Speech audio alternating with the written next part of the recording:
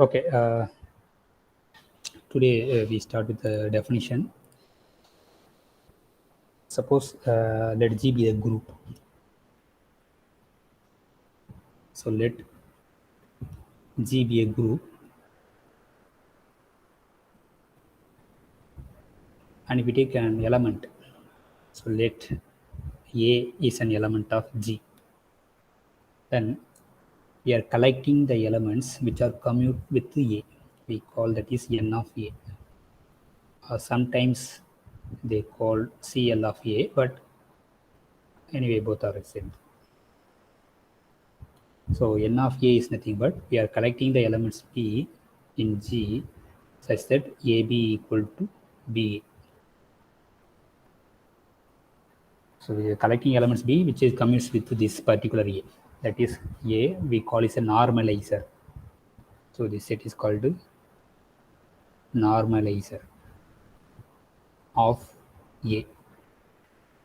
Okay, or is sometimes called use the notation C of A, centralizer of A. Okay, they use any notation. So N of A is nothing but collection of all elements which are commutes with that particular element E. Okay. Now we define the new set Z of G.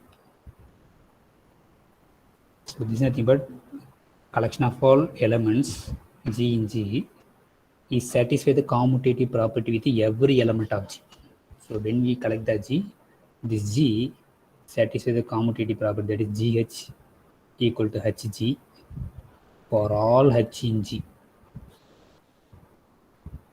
So that is Z of G. We call the center of G,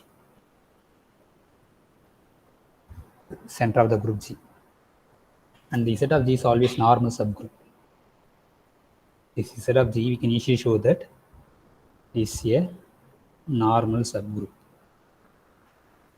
This is very important subgroup.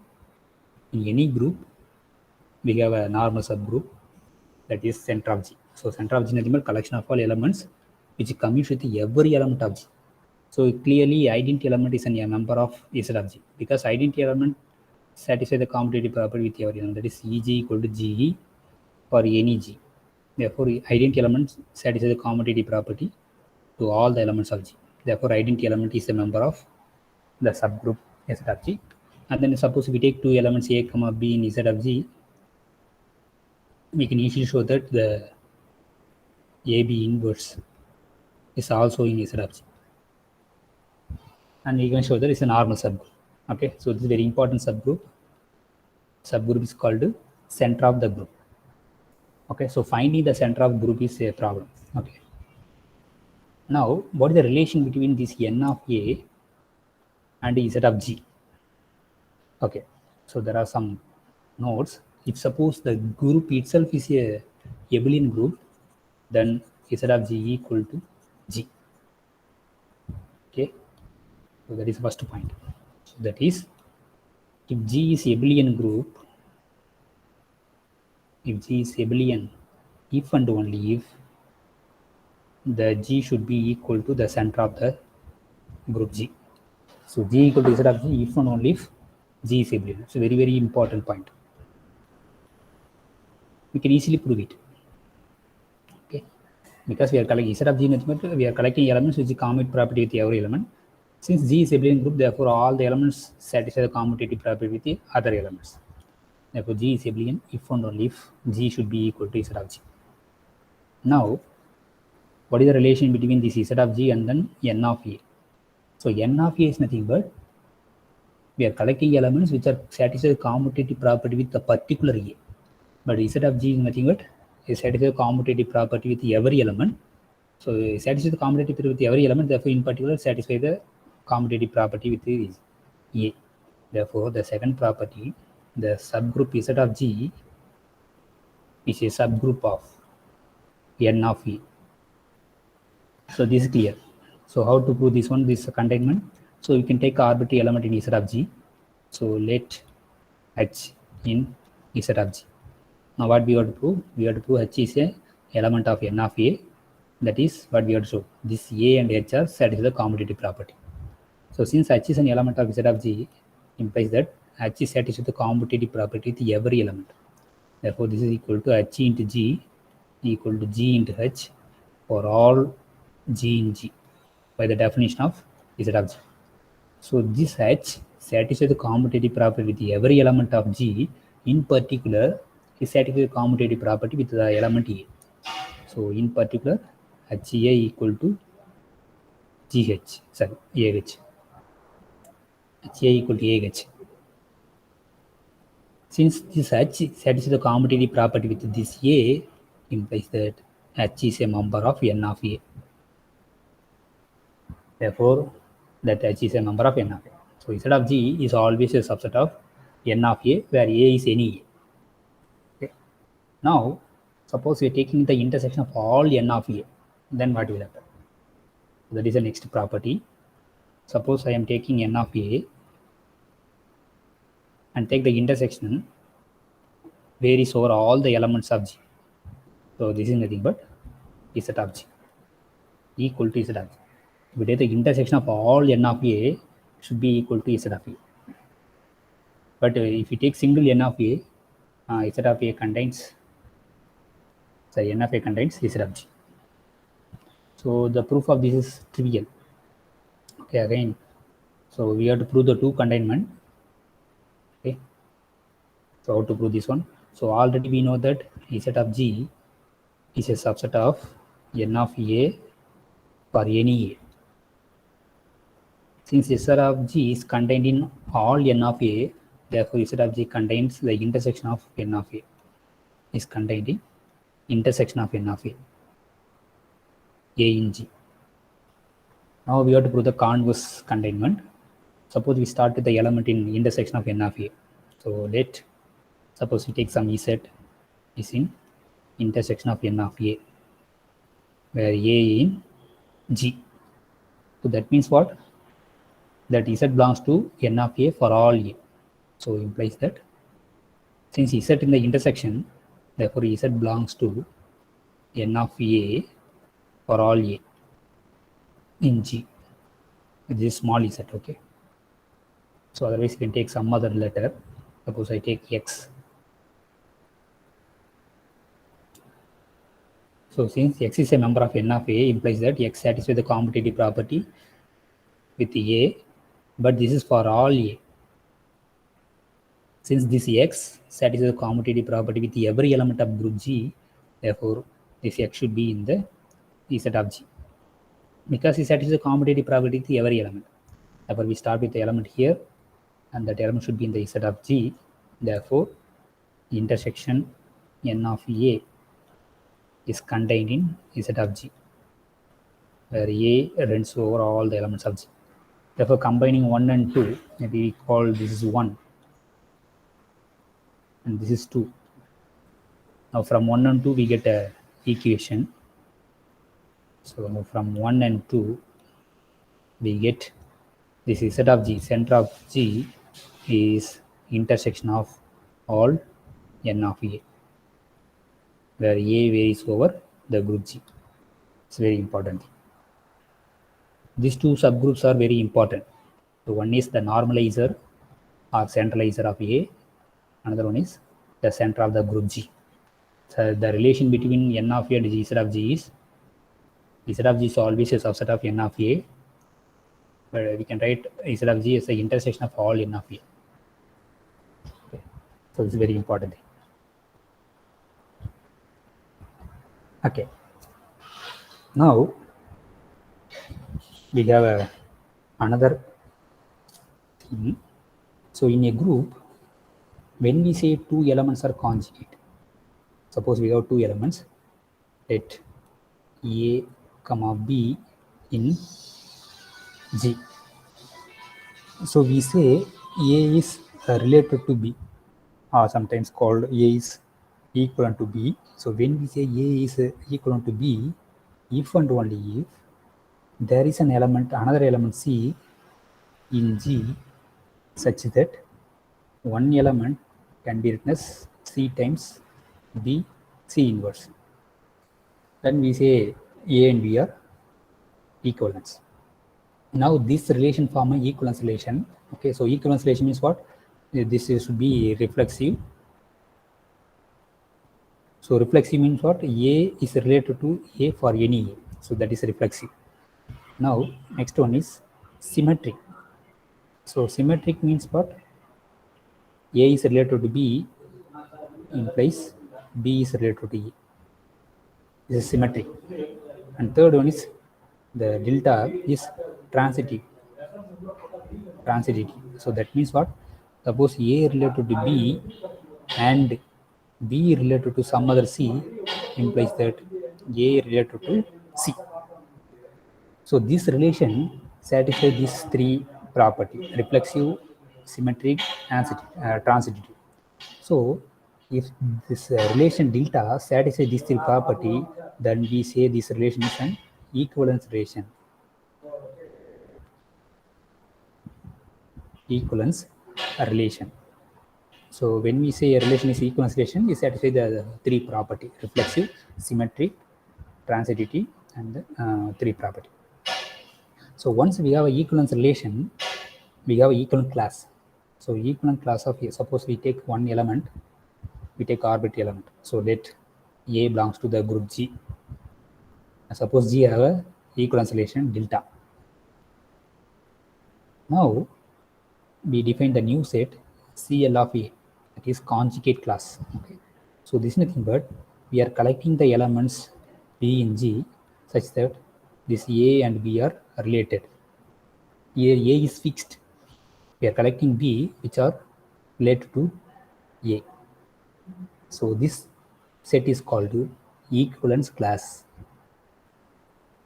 Equivalence class of the element A. Equivalent class of the element this one. So we can easily show that this is non-empty because A is related to A. Since it's a reflexive, therefore A is related to A itself. Therefore definitely the CL of A contains A. So CL of A is contained. So that is the CL of any A should be non-empty set because at least one element, namely A, should be in this number. Okay. Now already we know you studied in the UG level. So once we have a relation on a set X, so maybe in general, I can say what is the equivalence relation. Suppose X is a non-empty set. Suppose X is a non-empty set. And suppose we have a relation delta is an equivalence relation. Equivalence relation means what? It satisfies the reflexive, transitive, and then symmetric. So it's an equivalence relation on the set X. Then for any A in or any X in X, take any X in X, we define the equivalent class of X, that is the box X. So this is a collection of all Y in X, that Y is related to X. So this is called the equivalent class of X. Equivalent class of the small x. For each x in X, we have a equivalent class. If we take some other Z in X, Z also equivalent classes. Now, what is the properties of these equivalent classes? The first one is sometimes use this bracket box X, or sometimes use CL of X. Okay, conjugate class of X. Now, this CL of X is always non-empty set because X is related to X. Therefore, this should be, so that is X is a member of CL of X or box X. Because X is related to X, because we assume that delta is an equivalence relation, therefore it's a reflexive, therefore X related to X. This is the first property. Now second, if you take any, either is identical or disjoint. So if you take any two equivalent classes, so let suppose if we take two element X comma Y in X, then we can talk about the equivalent class of X, and then we can talk about the equivalent class of Y. Now the theorem says either both are equal or the intersection contains no elements. That is a equal class of X intersection equal class of Y should be empty. Either this or this. Any two equal classes are either identical or disjoint. This is second property. Now the third one is, if you take the union of all the equal classes, should be whole X. So the X can be written as union of all the equal class, where X in X. So that is these equal classes form a partition. So partition means what? If you take the union of that set, you will get the whole set, then the collection is called a partition. Now this is true for any set. If you take any set, the set have equivalence relation, then we have equal classes for each element. Now here in our case, so this is a in the group G, so this is our relation. A is related to B if and only if there exists some C such that A equal to CBC inverse. So this is our relation. This relation satisfies reflexive, transitive, and then symmetry. Then this is an equivalence relation. So once we have equivalence relation, we have an equivalent class for each element. Suppose if we pick one element A in G, the equivalent class of A, or sometimes use the box A. Box A or CL of A is nothing but we are collecting the elements which are related to A. A is fixed. So this set is called the equivalent class of A. And the properties of equivalent classes, we already discussed the now general result. So therefore, if you take any equivalent class of A, is always non-empty set. Suppose if we have two equivalent classes of CL of A, either equal to CL of B, or both are equal. Sorry, intersection is empty. CL of A intersection CL of B is empty, and take the union of all the CL of A, you will get the whole group G. So G is nothing but union of CL of A, where A in G. Okay. Now there is a relation between the CL of A and then this N of A. So what is that? I can say here. So the CL of A is nothing but G by N of A. We can easily show that this N of A is a normal subgroup of G. So therefore, the CL of A, we can even more can say the order of the CL of A should be order of the group G by order of the normalizer of the group, normalizer of the element A. Okay, so order of G by order of N of A is nothing but order of CL of A. So this is a very important equation. The number of elements in the equivalent class of A is nothing but number of elements in G by number of elements in N of A. Using this, we have an important equation. That equation is called class equation.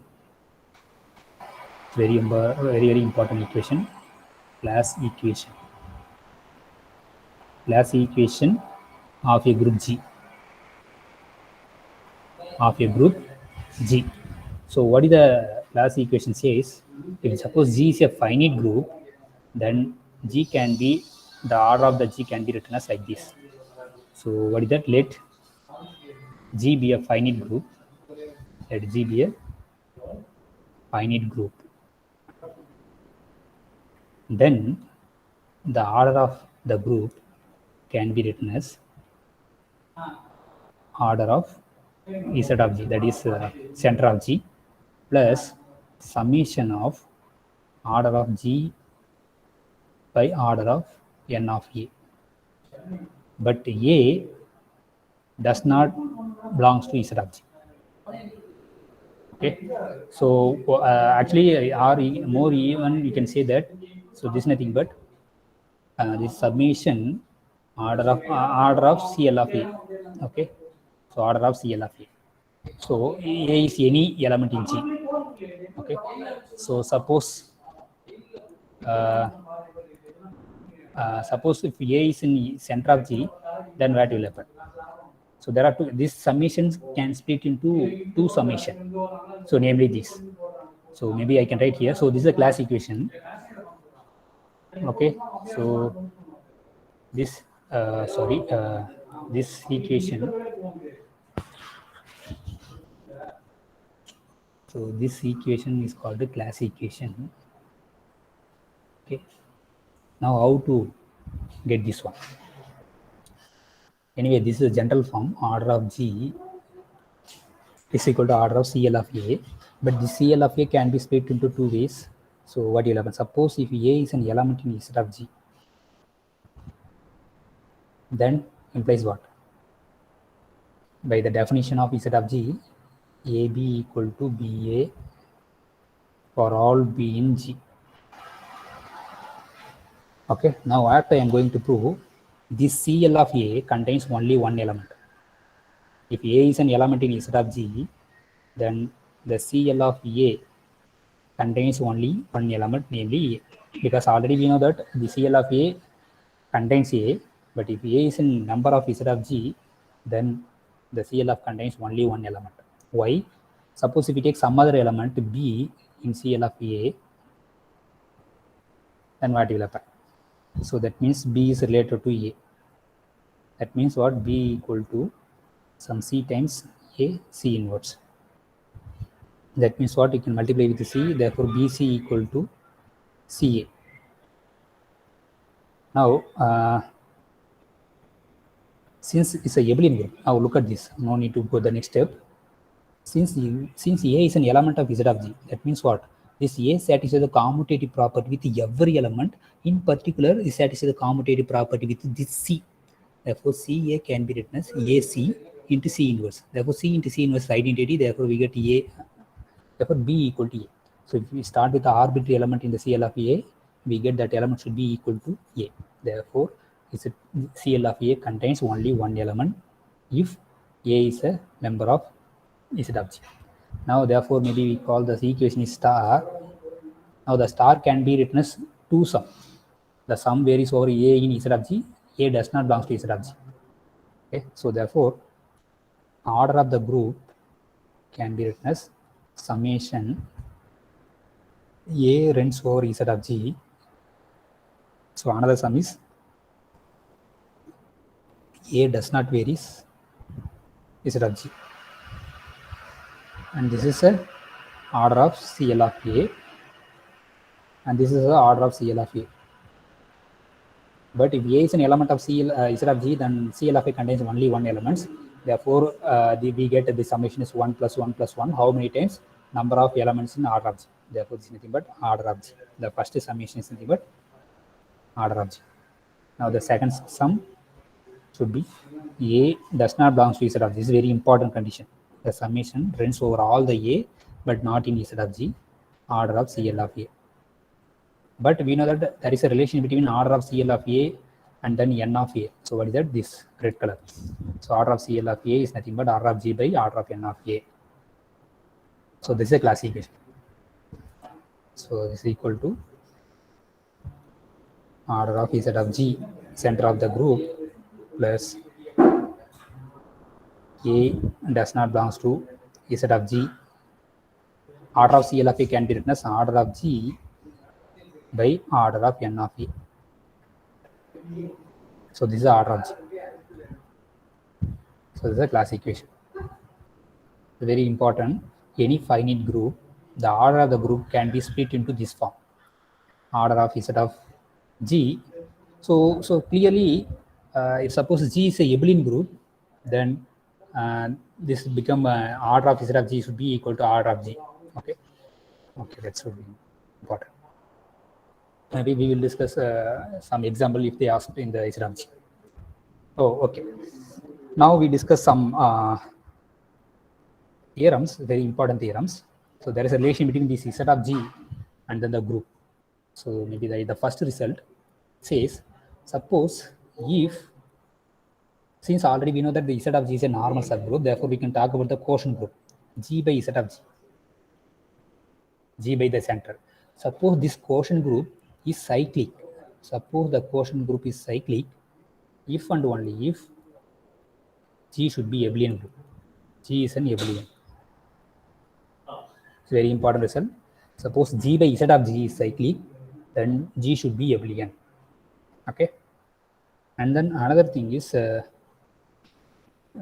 are some other thing. Okay. Yesterday I forgot to say that if you take any group of order prime square is always abelian. Group of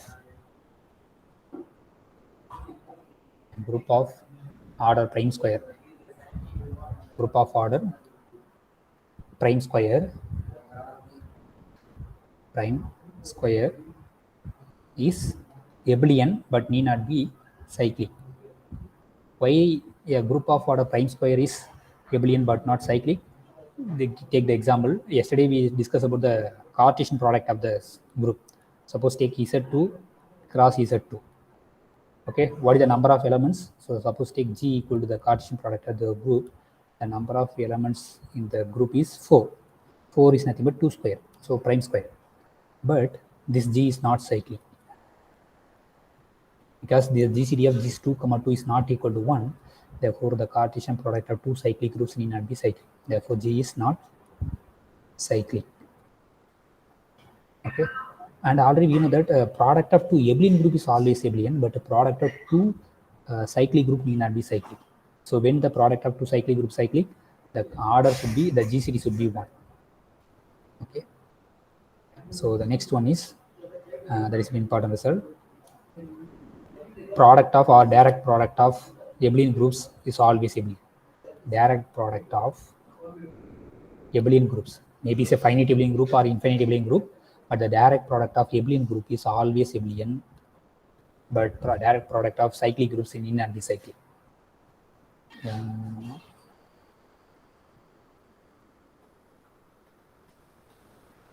Okay, so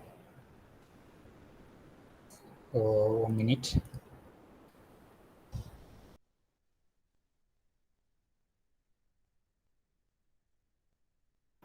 Okay, so direct product of any so maybe if you take finite abelian group, again the product is also finite abelian group. If you take infinite abelian group, the direct product also infinite abelian group. But if you take the finite cyclic group, the need not be finite. When the product is finite, the GCD should be 1. GCD of order of the cyclic group should be 1. But in the case of infinite, there is no result. Okay. Okay. Now, what we said this one. Now, what about we discuss about, already we know that the group of order prime is cyclic, every cyclic is abelian. And then here we discuss prime square. Now, what about prime cube? So, suppose a group of order prime cube need not be abelian. Group of order prime cube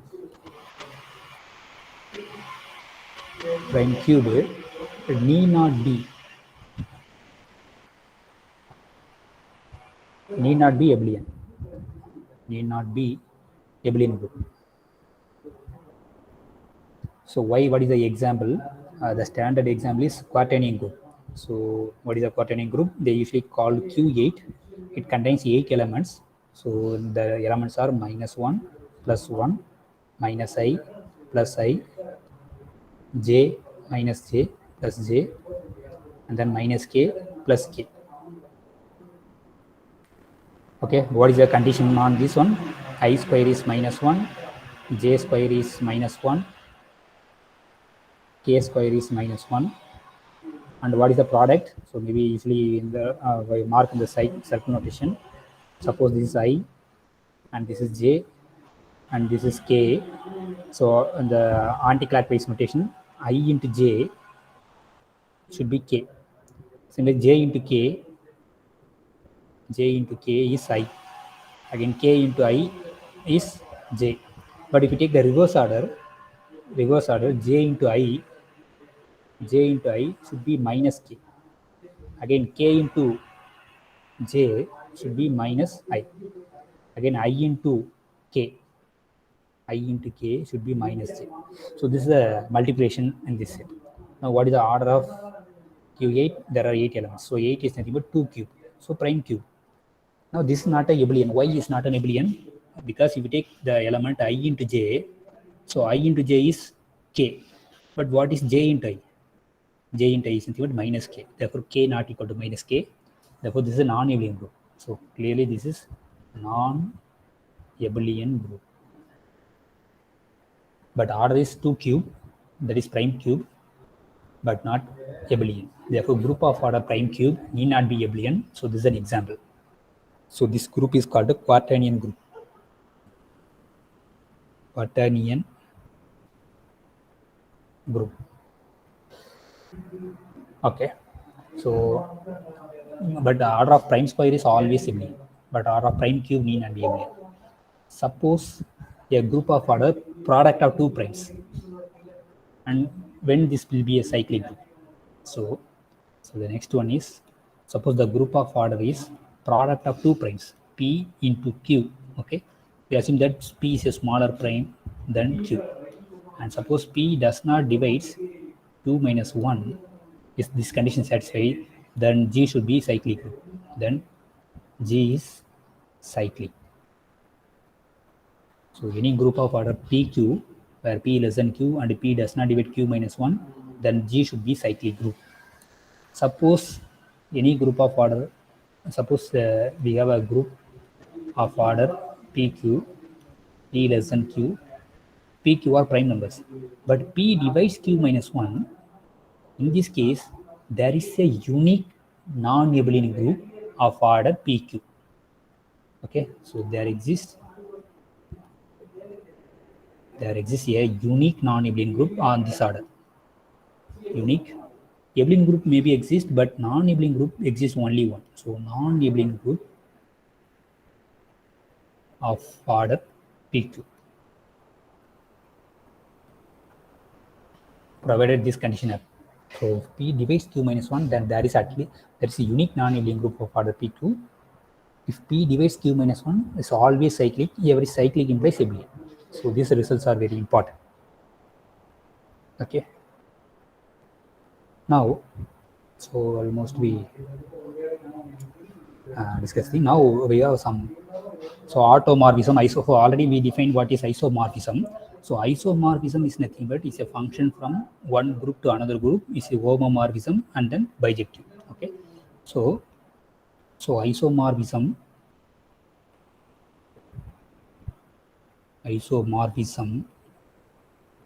F from a group G1 to G2 is a bijective homomorphism.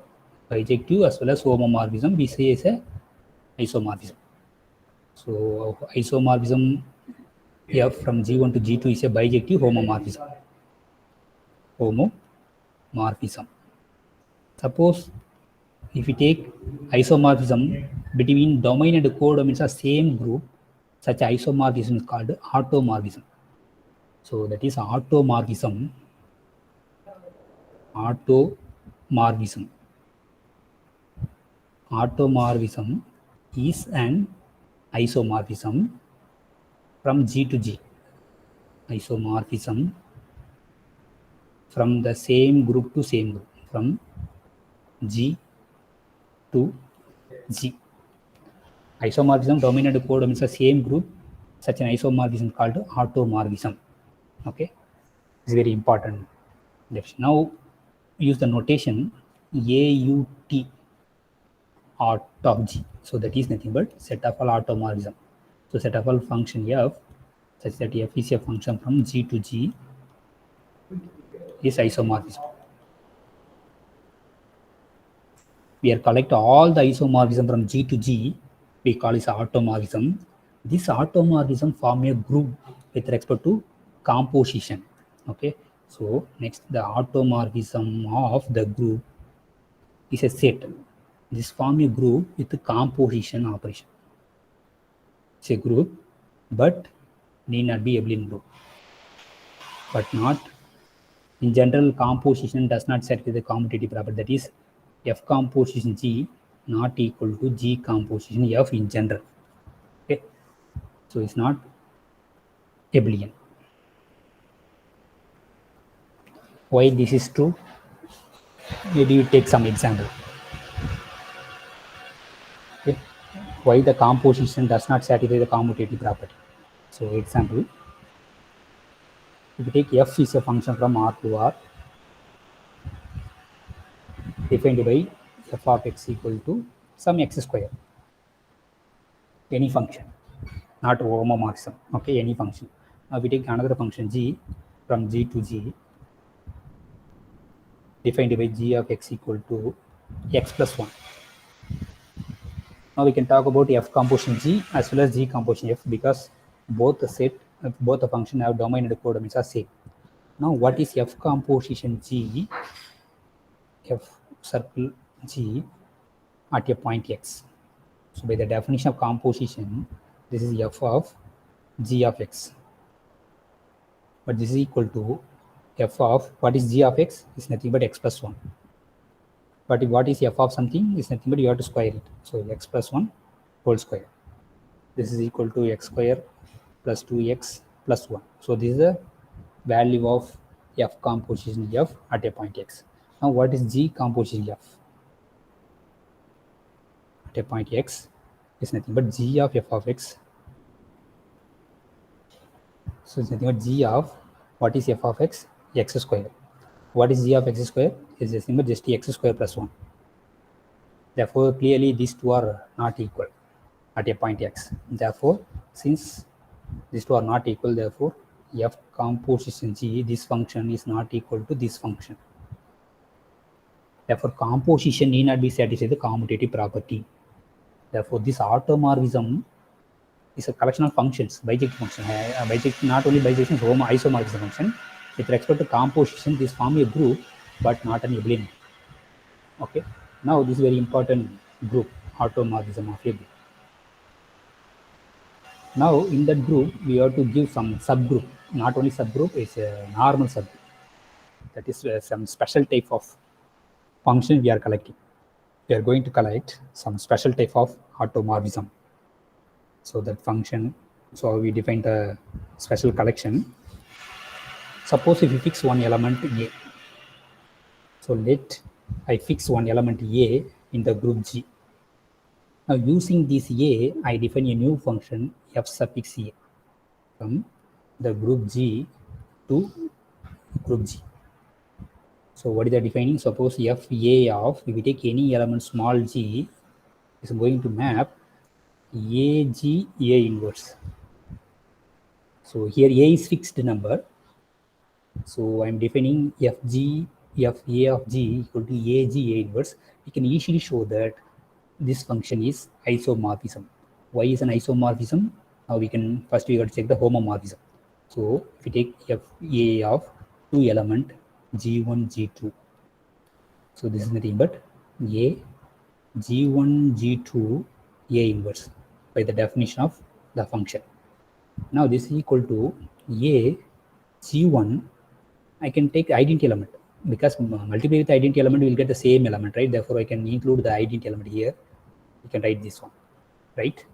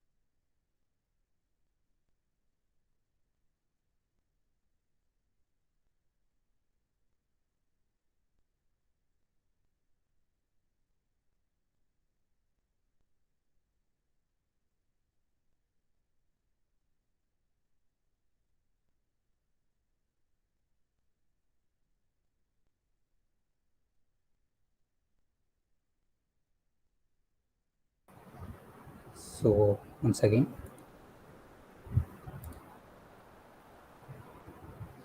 so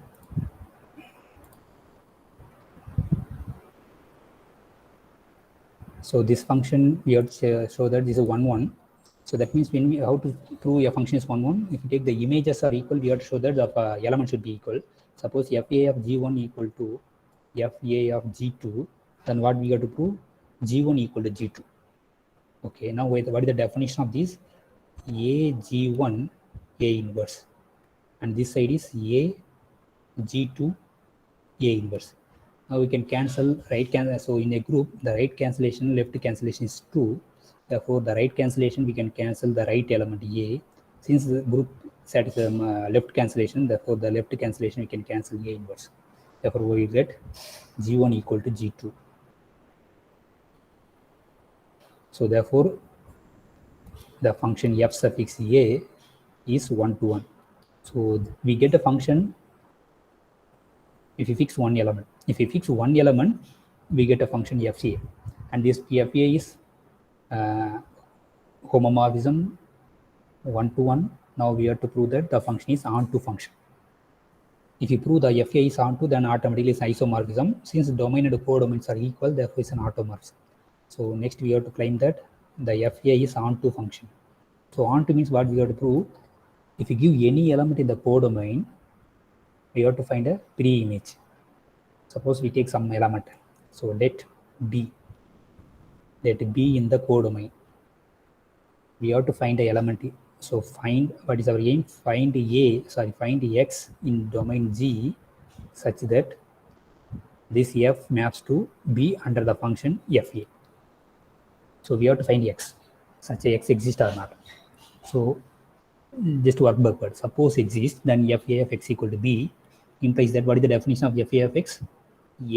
X A inverse equal to B. We need X. So first we have to cancel this A, therefore X A inverse equal to multiply A inverse both sides, therefore we get A inverse B. Now we can cancel this A inverse, multiply by A left hand side, we get X equal to A inverse BA. Therefore choose X equal to this, we get a pre-image for this element too. Therefore FA of A inverse BA. So by the definition, this is A into this term into A inverse. So what is this term? A inverse BA. Now A inverse A cancel, we get B. Therefore, if you take any element in the codomain, it has a pre-image. Therefore, the function FA is onto function. So since FA is 1, 1 and onto the homomorphism, therefore it's an isomorphism. Since the domain and the codomains of FA is same, therefore it's an automorphism. And this automorphism we call is an inner automorphism. So anyway, this FA is an automorphism.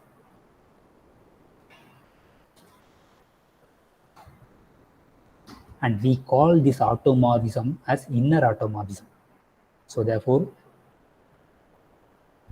we use the notation INN of G. That is inner automorphism of G is nothing but collection of all the functions of the form FA, where FA is a function from G to G. Automorphism. Automorphism.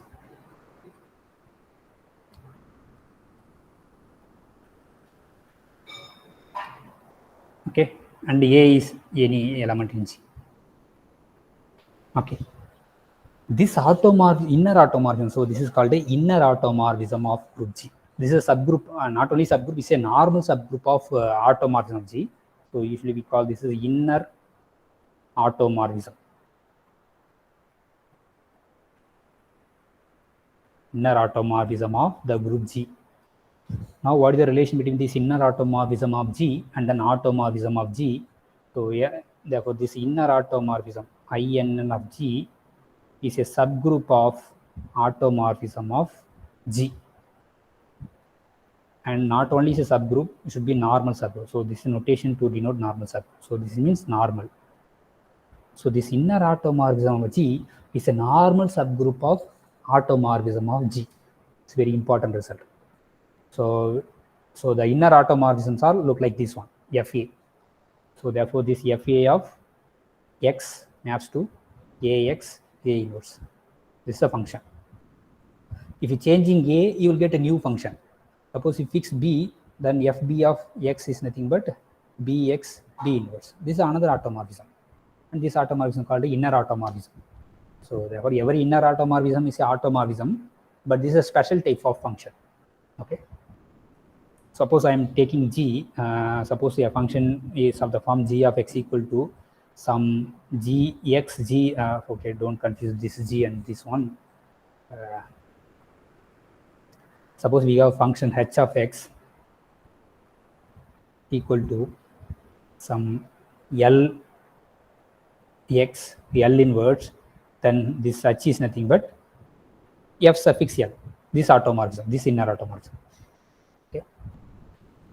Now there is a relation between this inner automorphism. So every group we have inner automorphism. Now the important thing, the quotient of G by Z of G.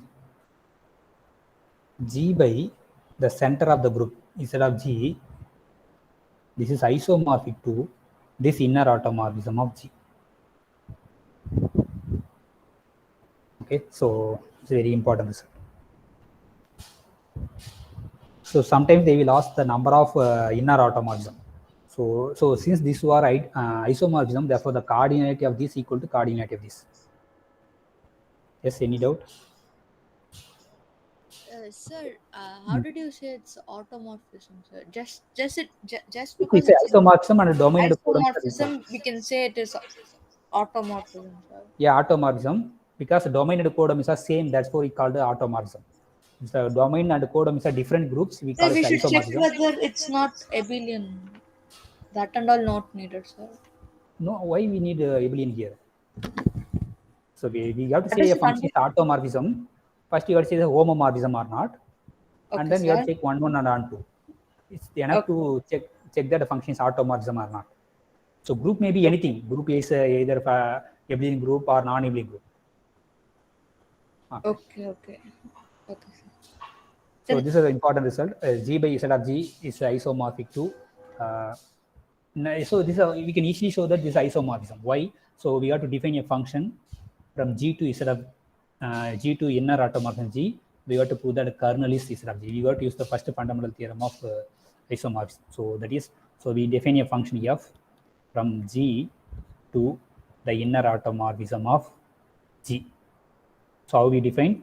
If you take any f of small element a or g, we are going to define f suffix g. So what is f suffix g? We know that. So f suffix g of any element is nothing but gx g inverse. So this is a function here. So this is a function now. Okay, f of g is nothing but f suffix g. Otherwise, more if suppose you are confusing means f is a function, g maps to, so the domain contains everything is a element, but the codomains are function space. So the inner automorphism G is nothing but collection of all functions, but the domains are set of all elements in the group. So we have to assign every element to a function. So this f takes the element g maps to some function here. So that function is nothing but f suffix g. We know about this function f suffix g of x at a point x is nothing but gx g inverse. Now we can easily show that this function is a homomorphism. This f is a homomorphism. So how to check? So that is f of g1 g2. We have to prove this is equal to f of g1 into f of g2. But by the definition, this is f of suffix g1 into g2. Okay. Now we have to prove that this equal to f g1 into f g2. So how to prove this step? So we start with this f suffix g1 g2 at a point x. Okay. Now by the definition, this is g1 g2 x g1 g2 inverse by the definition of the function. Now this is equal to g1 g2 x. Now we know that ab whole inverse is nothing but b inverse a inverse in group theory. So the reverse order. Now therefore we get here g2 inverse g1 inverse. Okay. Now actually we know that this is not a multiplication, this is actually composition. Okay, because within two functions we have an operation is composition. Now we can write this as, look at this one element. So this is one element and this is a usual. Therefore we can write f g1 of the element g2 x g2 inverse. Right. Now again inside this we can write this is f g1 of this g2 x g2 inverse. We can write f suffix g2 of x. Therefore this is a composition. Therefore how we define f g1 composition f suffix g2 of x. Therefore I can cancel the x. Therefore we get this one. Therefore f g1 is nothing but f of g1 into f of g2. That is composition here. Therefore, f of g1 equal f of g1 g2 equal to f of g1 composition f of g2. Because the composition operation in the codomain. So here multiplication is the operation in the domain. Therefore, I am taking here multiplication, but here we take the composition. Therefore, f is a homomorphism. Next, we have to prove that kernel. Again, already we know that every automorphism is of a form. So if we take, we have to prove onto function. So if suppose we fix some function here. So we have to prove onto. So if we take any element of the codomain, at least one element maps to that one. So if you take any arbitrary element, suppose in taking some h is a function, already we know that if you take any automorphism is of the form h suffix some a. So we can choose a here. So because we have a we get idea here, therefore pick a in the domain. This a maps to ha. Okay. Therefore clearly this is onto. Now what is the kernel? Kernel is nothing but set of all element which maps to identity element. So what is the kernel of this function? So kernel of f is nothing but collection of all elements g in the domain such that the f suffix g should be identity function. So that means what? So this is equal to set of all g in g. So when we two functions are equal means what? Suppose f is a one function, g is another function. When we say two functions are equal, the functions are equal at each point. That is f of x equal to g of x for every x. Then we say f equal to g. Okay. So therefore this one function, this is the identity function. These two functions are equal means what? These two functions are equal at all the points. So identity of x. But identity x is nothing but just x. Therefore set of all g in g. What is gx? Fg of x is nothing but gx g inverse, and this is equal to identity of x nothing but x, because identity function takes x to x. Now take this g inverse to this side. So what you will get? So set of all g, we are collecting g such that, so this is for every x.